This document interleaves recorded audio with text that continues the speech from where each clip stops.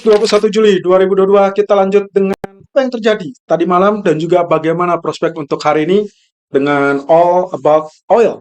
Pemberlakuan batas harga minyak Rusia kembali menjadi sorotan karena sudah direspon oleh Putin dengan mengatakan bahwasanya hal tersebut bisa memancing ataupun memicu kenaikan harga minyak dunia. Tentunya kita masih tetap menantikan apakah ada tindakan balik dari Rusia atau tidak. Naiknya kasus di China tetap menjadi sorotan utama. Ini kaitannya dengan gangguan demand. Dan kabar terbaru akan kita lihat di slide berikutnya, termasuk juga kekhawatiran resesi yang juga berpotensi masih membayangi. Kita lanjut dengan berita dari China, di mana Wakil Perdana Menteri China ingatkan bahwa pengendalian COVID terbaru bukan aturan relaksasi.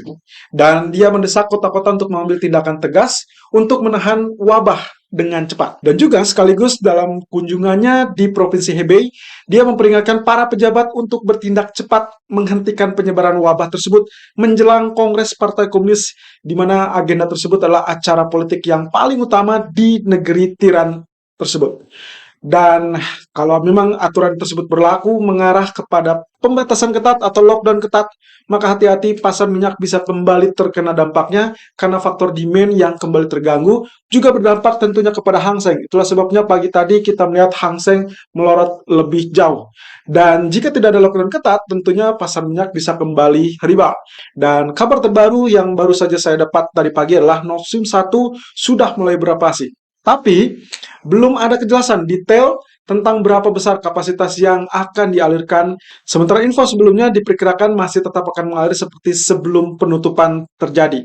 Dan status sebelum penutupan adalah 40% kapasitas karena di bulan Juni sudah sempat mengalami pemangkasan akibat gangguan ataupun akibat sanksi yang dikenakan lewat Kanada. Dan ekspektasi umum untuk saat ini adalah mencapai kapasitas maksimum 67 juta meter kubik. Tapi ada kemungkinan juga akan turun menjadi 30 juta meter kubik di tanggal 26 Juli. Hal ini dikarenakan turbin kedua yang butuh pemeliharaan. Kita masih tetap lihat apakah ini bisa menjadi sekedar alasan dibuat-buat oleh Rusia atau tidak. Meskipun dikabarkan sudah mulai kembali, tapi detail tentang kapasitas ini masih tunggu pasar dan berita bagus untuk Eropa, tapi tidak sepenuhnya bagus.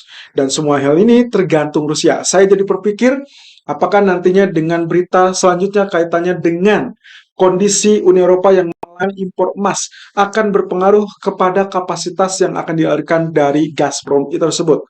Keputusan bulat disepakati hari Rabu 20 Juli waktu Eropa, di mana Uni Eropa selain melarang impor emas Rusia juga membekukan aset Sberbank. Di mana Sberbank tersebut adalah salah satu bank terbesar di Rusia yang asetnya akhirnya dibukukan dan melarang transaksi antar bank di blok Uni Eropa. Lalu kemudian dikecualikan adalah operasi keuangan untuk perdagangan makanan dan juga pupuk. Rusia sendiri merupakan pengekspor emas terbesar keempat di dunia dan emas menjadi salah satu ekspor utama setelah energi. Larangan ditujukan terutama pada elit Rusia yang sempat menjadikan emas batangan sebagai safe haven untuk melunakkan atau mengatasi dampak dari sanksi barat terhadap Rusia. Hal ini belum direspon pasar, jadi hati-hati karena kemungkinan pasar masih menyimpan energi untuk fokus lebih dulu kepada FOMC minggu depan. Jadi waspada, juga kaitannya dengan respon tak terduga dari Rusia akibat sanksi tambahan ini. Lalu kemudian dari pemilihan yang dilakukan oleh Partai Konservatif, Rishi Sunak versus Liz Truss. Ini adalah duel calon pengganti Johnson yang akan kurang lebih dalam 7 pekan ke depan atau 7 minggu ke depan akan kita lihat nasibnya atau siapa yang akan menjadi pemimpin dari Partai Konservatif, juga termasuk yang menggantikan Johnson sebagai Perdana Menteri Inggris. Sunak meraih 137 suara di putaran terakhir, lalu kemudian Murdown yang semula menjadi runner-up kalah dari Liz Truss dengan suara 105 suara, sementara Truss 113. Cukup tipis ya. Dan akhirnya mau tidak mau karena ini menyaring untuk dua finalis, maka Murdown pun tersingkir. Anggota partai punya waktu 7 minggu ke depan untuk memilih dan kemudian pemenang akan diumumkan di bulan September. Untuk 19.30 waktu di bagian barat, Philadelphia Fed Manufacturing Index yang akan menjadi fokus perhatian pasar. Di samping itu sebetulnya ada continuing jobless claim atau initial jobless claim, tapi seperti biasa data mingguan biasanya tidak terlalu berpengaruh terlalu besar, jadi kita akan ambil dari Philadelphia Fed Manufacturing Index. Aktual seperti biasa, jika lebih daripada ekspektasi maka good for dollar, yang berarti juga emas akan mengalami turunan lebih lanjut, kemudian juga pound sterling juga sama, aktual lebih kecil dari ekspektasi akan bet for dollar yang berarti akan terjadi pantulan untuk emas maupun pound sterling. Nah, ekspektasinya adalah 0,0, sementara previousnya adalah minus 3,3. Data di atas 0 berarti menandakan sektor pabrikan terjadi ekspansi, sementara kalau di bawah 0 berarti sektor pabrikan mengalami penurunan aktivitas. Ya, tentunya dengan angka yang di atas 0 mencerminkan kondisi ekonomi Amerika yang cukup solid sehingga masih tetap meyakinkan Fed untuk segera menaikkan suku bunga atau tetap dalam jalur kenaikan suku bunga agresif. Technical Outlook 21 Juli 2022 jam 1 siang. Kita langsung lihat dari DXY yang ternyata sempat mengalami rebound. Ya, untuk Anda yang bertanya-tanya kenapa emas mengalami penurunan termasuk juga pound sterling mengalami penurunan, maka inilah jawabannya. Kalau kemarin kita sempat lihat area pergerakan yang cenderung turun, kemarin juga kita sempat sebutkan akan ada potensi secara teknikal dia akan mengalami rebound. Dan exactly, itulah yang terjadi setelah penurunan, lalu kemudian kita sudah buat Fibonacci terbaru, dan sekarang kita lihat pantulannya tertahan di 23,6%. Of course, maximum price harus ada atau kurang lebih tidak boleh tembus di atas 0,618 atau 61,8%. Kalau ternyata dia tembus 61,8%, berarti kita dapatkan kenaikan kembali atau reversal bullish untuk dolar. Tapi sampai saat ini berarti menandakan masih tetap dalam kondisi konsolidasi ataupun koreksi normal. Nah, sayangnya di grafik daily-nya kita sempat melihat potensi penurunan kemarin yang juga kita nantikan apakah akan berlanjut masuk ke dalam teritori rising wedge lagi apa tidak. Nah, sayangnya ternyata kemarin dihentikan dengan jalur bullish. Ya, ditutup dengan bullish candle, ini menandakan ada potensi dia hanya sekedar pullback. Artinya, waktu dia sempat mengalami penembusan resisten saat 5 Juli yang lalu, dia langsung lanjutkan sampai puncak ataupun peak. Lalu kemudian dia mengalami penurunan, berarti penurunan tersebut masih dianggap sebagai pullback. Kecuali kalau memang ternyata kita anggap saja dengan long black candle, kemudian ada bullish candle yang hanya tersisa sampai setengah atau 50% rebody, maka kita anggap ini hanya pullback, kemudian dia akan kembali mengalami penurunan. Di sisi lain dari US bond yield atau treasury yield masih tetap sideways seperti yang kita perkirakan dan kemungkinannya kecenderungannya masih bisa bertahan sampai minggu depan. Ya, cukup lama ya, sampai tanggal 26 atau tanggal 27 Juli mendatang. Tapi yang jelas double top mini masih bisa diharapkan, apalagi dengan candlestick kemarin ditutup dengan hanging man. Dan juga memperkuat hanging man sebelumnya, yang mana posisinya adalah penurunan. Nah, kaitannya dengan head and shoulder-nya juga masih bisa. Ini bagian left, ini bagian head, dan ini bagian right shoulder yang kita perkirakan memiliki dua right shoulder. Tapi semua itu akan terjawab minggu depan, walaupun yang kita temukan atau yang kita bahas di sini adalah grafik daily chart.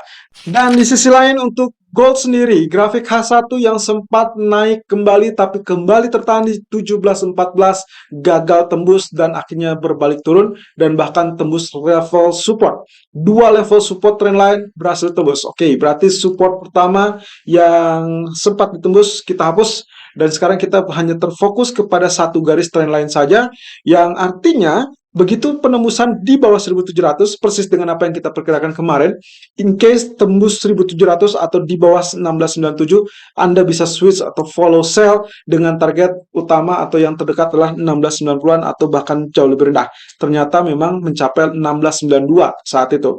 Nah, sekarang dengan kondisi yang terbaru, oke, kita anggap ini triangle yang sudah dipecah, maka normalnya adalah terjadi pullback ataupun retest area tersebut. Yang berarti kita anggap area resisten akan berada di zona ini, itu adalah berarti 1697, yang mana tadi pagi memang sempat retest sedikit saja 1697.00. Penurunan sudah tertahan atau sedang tertahan 1689. Apakah dia berpotensi untuk melanjutkan penurunan apa tidak? Oke, Fibonacci retracement jika tadi pagi menggunakan area 1692, cost sekarang kita rubah dengan area terbaru low di 1689. Oke, berarti kita mendapatkan area 1695, 1699, dan 1701 sebagai resisten yang sangat wajar atau kategori normal kalau memang ternyata terjadi pullback ataupun kenaikan.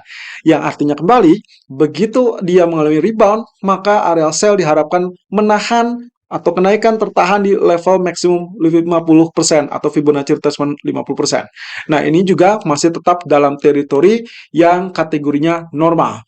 Artinya, Anda baru bisa bertindak atau switch strategi menjadi follow buy atau langsung melakukan buy kalau memang ternyata uptrend bisa tembus level 1704. Tapi yang teraman, Anda perhatikan, level resisten berikutnya adalah di level 76,4% yang juga berimpitan dengan garis trendline dan itu berada di 1708. Artinya secara simpel Anda bisa berkesempatan switch atau follow buy directly atau secara langsung begitu dia tembus level 1708. Tapi selama dia naiknya masih tetap di bawah 1708, maka kemungkinan adalah posisinya masih tetap melakukan sell. Sampai mana Anda bisa gunakan nantinya dengan ukuran dari Fibonacci expansion.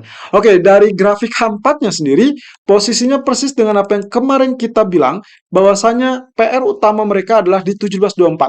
Selama dia tidak berhasil tembus, maka akan terjadi kasus yang sama dengan sebelumnya, dan itulah yang terjadi, tertahan di level 1714 dan kembali mengalami penurunan. Dan kali ini penurunan di bawah 1697, berarti dia akan menjadi level resisten termasuk level 1700, berarti mirip dengan H1 tadi yang ada di 1701. Kalau kita extend garis ini, maka kita akan melihat extension line-nya itu akan berada di kisaran 1672.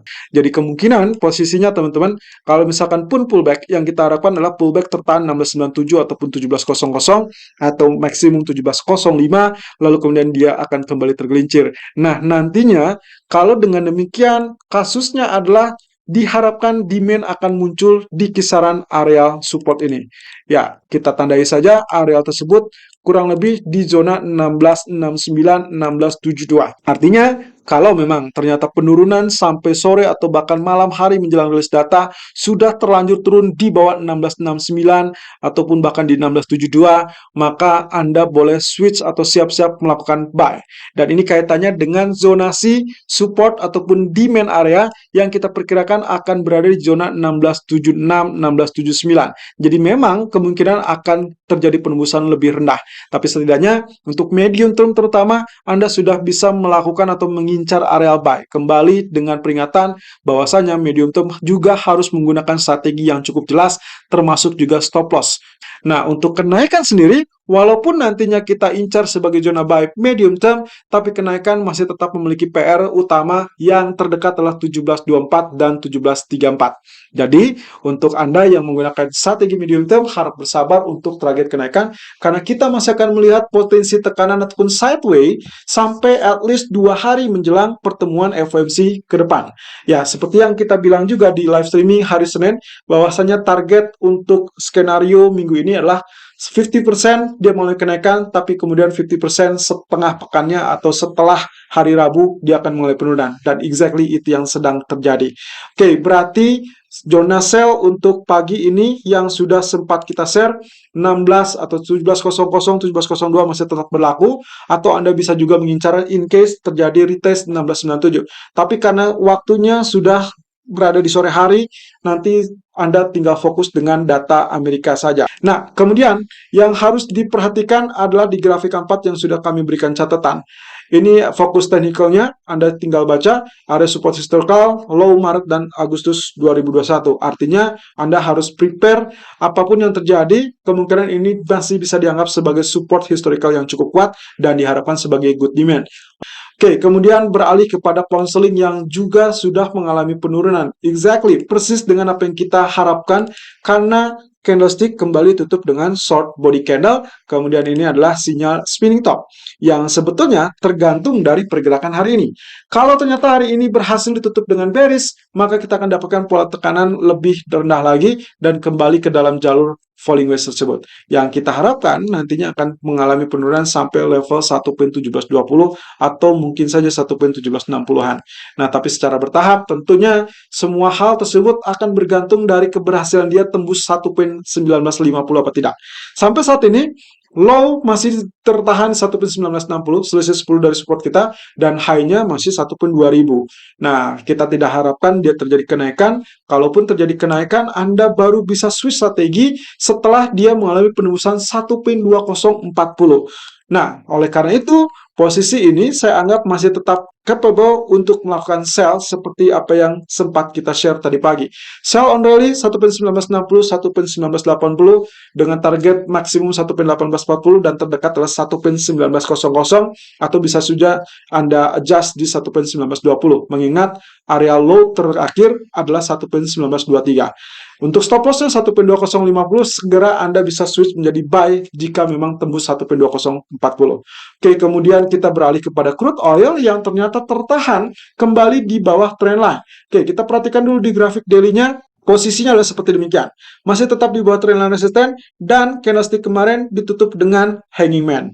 Lagi-lagi hanging man berwarna hitam dan setelah kenaikan yang gagal tembus resisten berarti semakin memperkuat kasus yang kemungkinannya menekan kembali penurunan. Oke, kalau misalkan diperhatikan dari area H4 ini, maka posisinya yang paling wajar adalah kembali retest area 95 atau bahkan 96. Ya, dengan harapan nantinya 95 itu either itu akan rebound atau justru maka tembus. Kalau memang tekanannya terlalu kuat kaitannya dengan potensi lockdown yang ketat dari China, bisa saja diturun lebih rendah dari 95, tapi kalau tidak, maka Anda segera exit di area 96 ataupun 95. Anyway, pagi ini suggest kita adalah melakukan sell di area 100 sampai 100.20 dengan target pertama 99, target maksimum 98, dan stop loss 101.20. Kita lihat, posisinya adalah high tadi pagi masih tertahan di 99.88. Jadi sebetulnya secara area cukup dekat area sell kita, dan juga alasannya adalah area resisten trendline berhimpitan dengan area 23.6%. So, Anda bisa saja 99.90 ataupun 100.00 atau 100.20. Nah, yang terpenting lagi, Anda hanya bisa switch strategi Anda untuk melakukan buy kalau memang dia berhasil tembus 0% Fibonacci retracement di grafik 4 yang ada di 102.77. Selalu gunakan stop loss dan risk management sesuai dengan equity dan strategi trading Anda. Irfan untuk Agrodana.